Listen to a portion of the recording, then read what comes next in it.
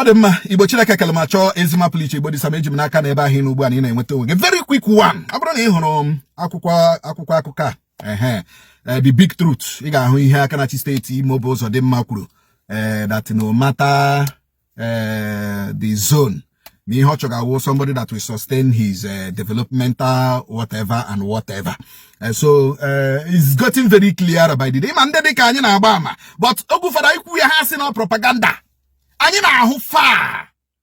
Anyị na ndị ka nọ nso kwa anyị na-ahụ far. When we see far, we tell you, ị ga-ahụ as propaganda, ị ga-ahụ as hatred, ị ga-ahụ as this as that, but we don't care. We don't care. But anyị ekwu nke ebe eziokwu. Mgbe a nọ na-ekwu na ndị enwere charter of equity before that election emere 2023, ndị charter of equity ji wee jere hụ gọvanọ asị ọlụgacha Owerri zone aga Uzodinma anabata CS Owerri zone ga-aga ma ya achịcha. I laughed at them.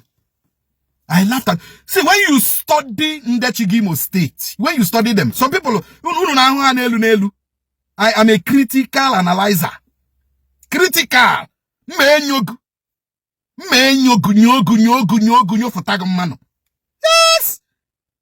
So when I say, okay, it's a lie. Owerri zone, APC get ticket as a governor. So you don't know the zone na bagari na emeka na amachagari n'ihu governor na amachagari na eme na ebupute ego governor Chigebe ebupute ego support wo governor Chigebe ebupute ego luo governor Chigebe gi che na ga enye gi ticket. You are wasting your money. Keep that money. Keep that money because somebody else nation from APC ga-apụta from Owerri zone ndị Imo atela ya. Hear me and hear me well. Somebody else nation from Olu zone. Nation from Okigwe zone. Somebody else. Nation from APC. Wonwa for were. Gafuta. Ndi monile esoye. It is going to be a tsunami. It is going to be. You are not seeing it. I'm seeing it. You are not seeing it. I am seeing it. So it's not about Wayek, INEC. Wayek. Yes, Wayek we the same mistake recently by EG Lamp, the Wayek. So Wayek na INEC na jump ukofu. But this is not the time. 2027 is not going to be the time. I gotta say INEC garu in 2023. Buhari was the one that said Maeri Gie 2015 election that the baboon and the guinea will be soaked in blood. Buhari said it. I'm quoting Buhari.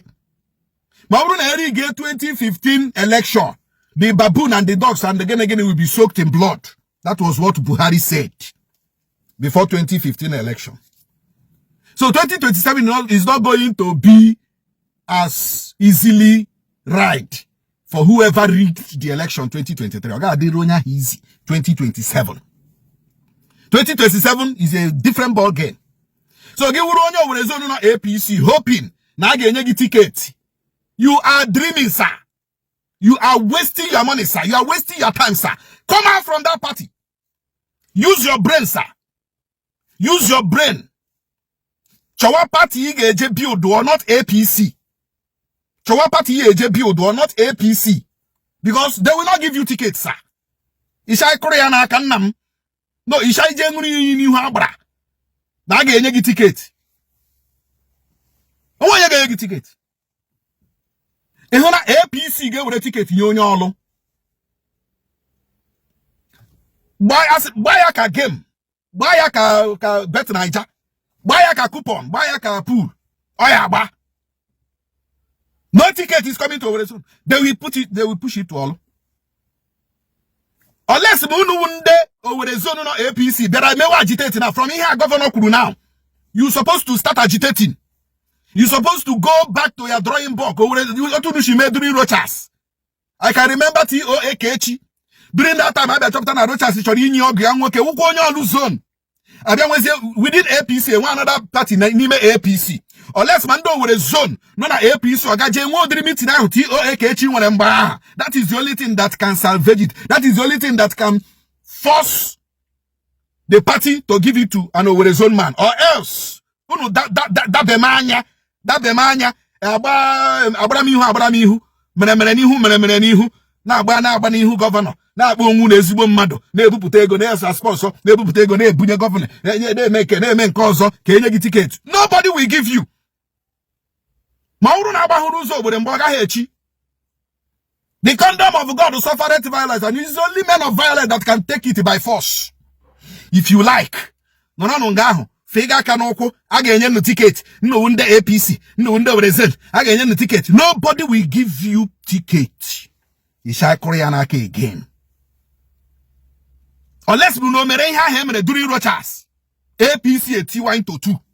Owerri zone as you know, the tickets must come to Owerri zone. Mụ na eme here foul.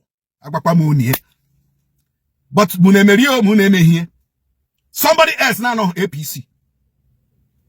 Ga-apụta 2027. Ndị Imo ga-akwụ ya n'azụ. I na ketara ya to rig that election. Ọ gaghị adịrị easy. Ka anyị laga lobi ka jila aka nọ. Ndewo nọ.